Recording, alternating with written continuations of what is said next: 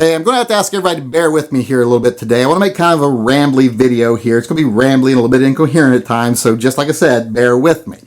Now, I want to talk about the shooting in Las Vegas and the way the left is reacting to it and how they're bringing out their usual false messages. Now, I know a lot of people are going to say, this is a really bad time to talk about this. It's poor taste to talk about this right now.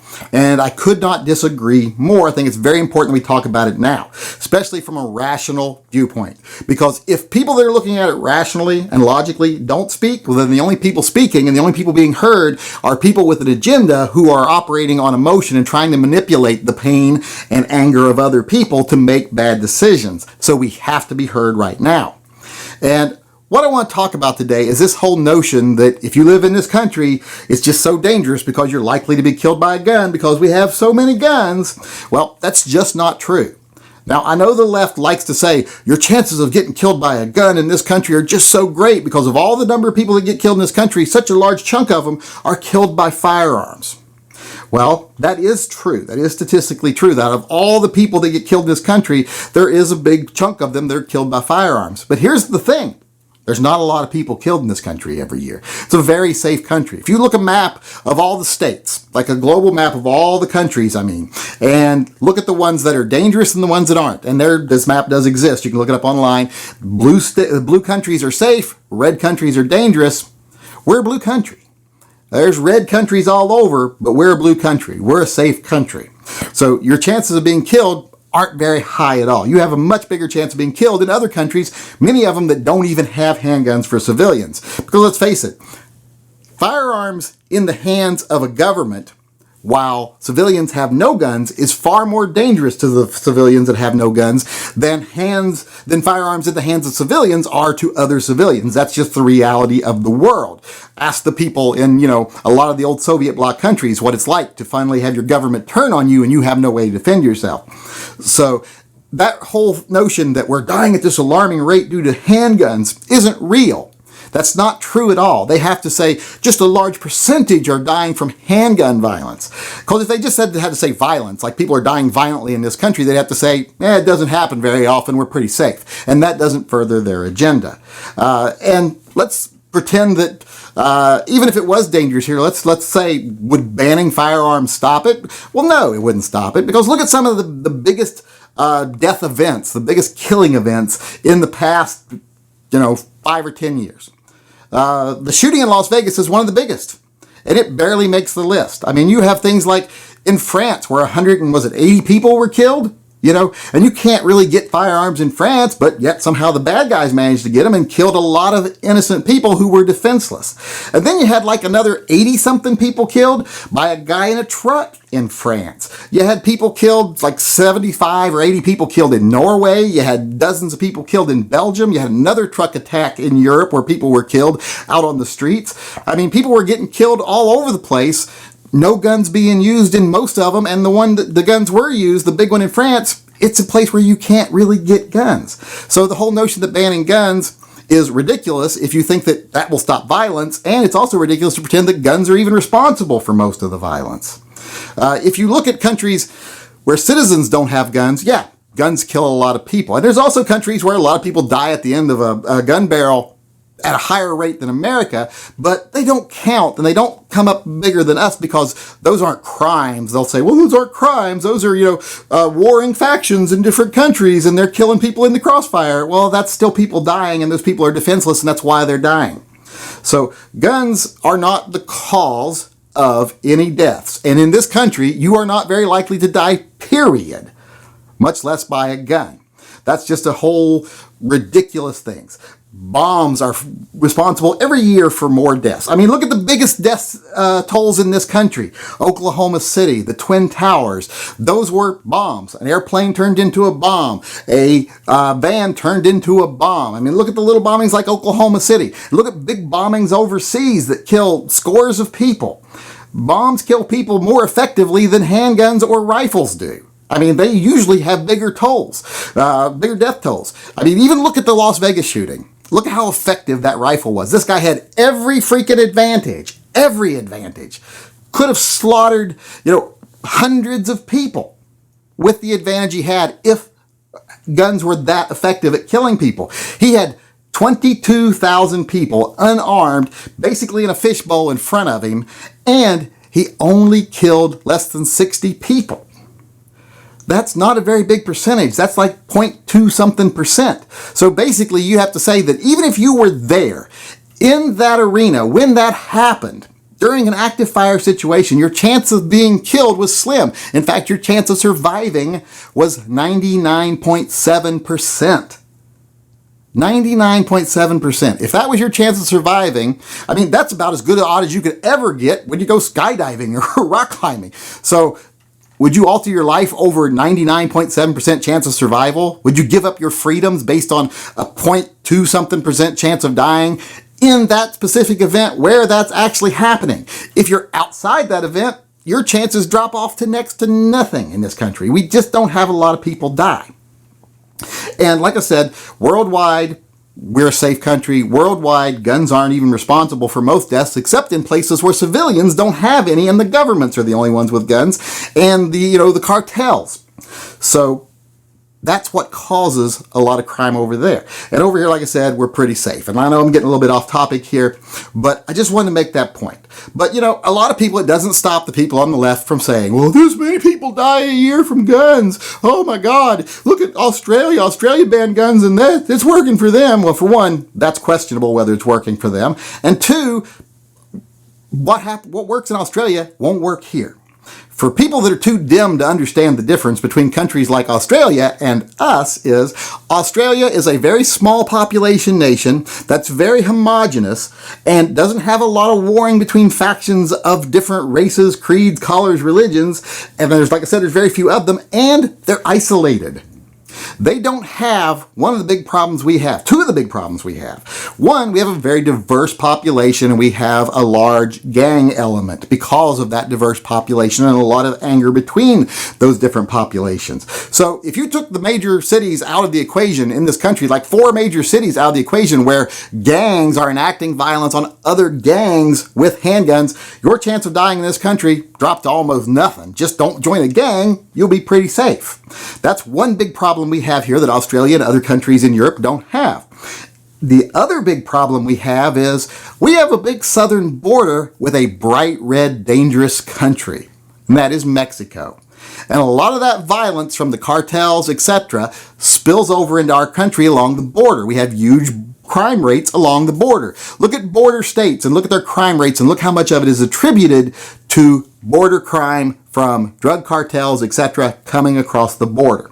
And you'll see it's a massive amount of it. And when you take that out of our equation in America, we're super duper safe. Just don't live on the border and don't join a gang, and you're not pretty much not going to die from a handgun. Chances would be so slim it's not even mathematically noticeable.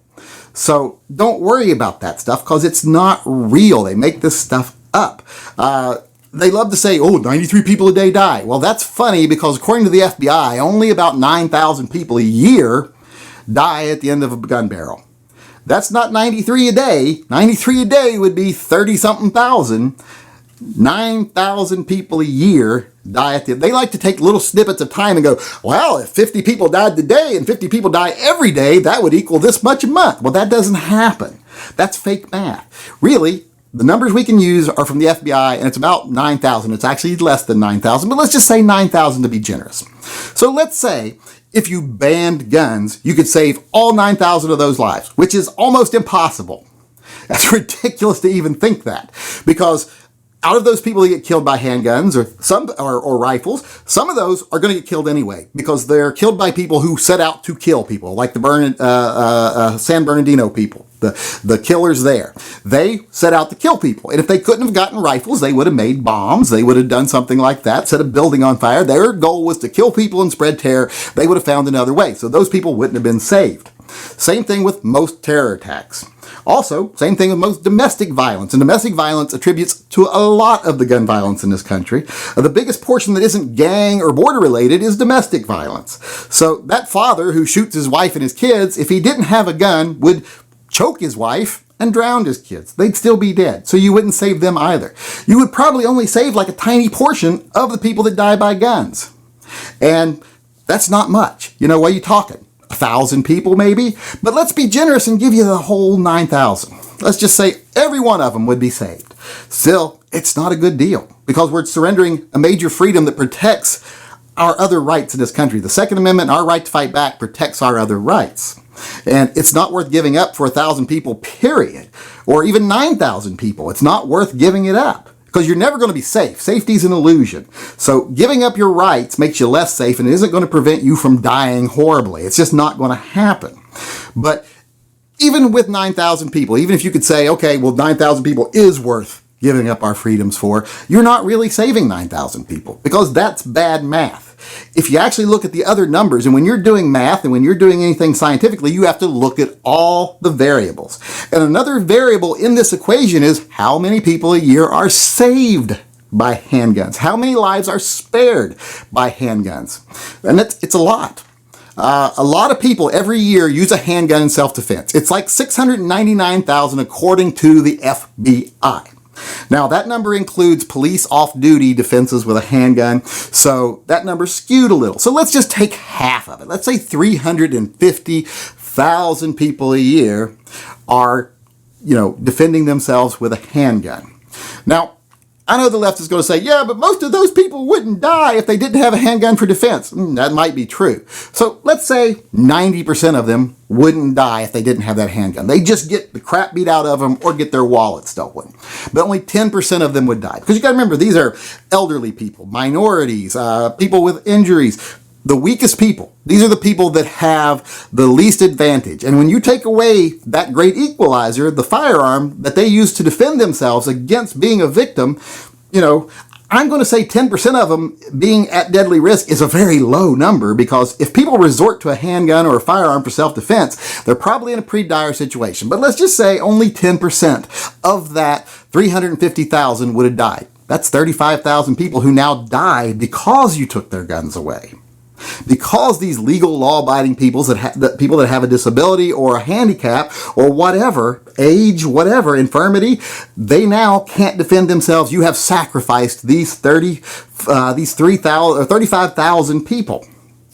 And what you've done by saving these 9,000 people, you've saved a lot of criminals, gangbangers, drug traders, etc., because that's what makes up a large portion of that number. And you've traded for each one of them like 3 elderly women or 3 elderly men or 3 gays or 3 lesbians or 3 whatever. 3 people that are targets. So that's not good math, period, even if you consider their lives of equal value.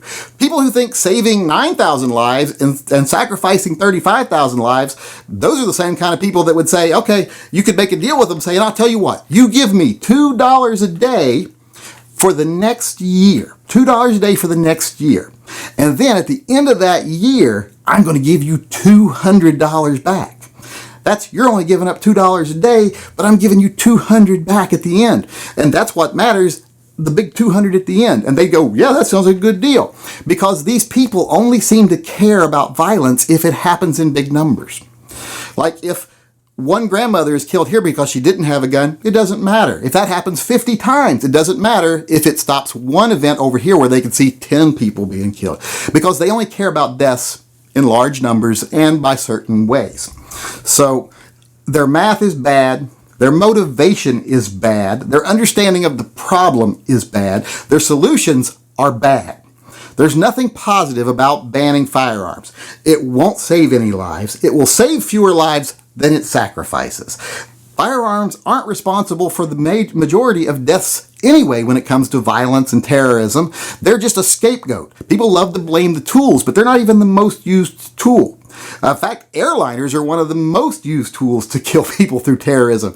Look at some of the biggest death rates, period, and it's either airlines being flown into things or being flown into the ground and killing the people on board, etc. Far more people die that way than by firearms.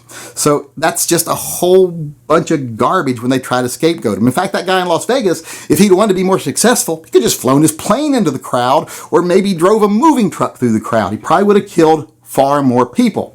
So what are you going to do? Then say ban planes and moving vans? So stop scapegoating guns. Stop using bad math. When we are deciding what is right in this country and what laws we should live by, Emotion doesn't have a place in this. Emotion has a place in family, friends, it has a place in grieving and healing. But when it comes to setting law, only logic should be used. No matter how many people are angry or hurt at that time, still, logic is what matters. So stop listening to people who use bad math to spread an ill-conceived agenda against something that isn't a problem anyway. Start thinking. Even times like this, when we're upset and people are angry, this is when it's most important to think. And when we decide to set new laws, or we decide that people shouldn't have this or shouldn't have that, we have to remember that just because you're mad doesn't make you right. Use facts, because facts are the only things we should use when we're determining which freedoms we should or shouldn't have.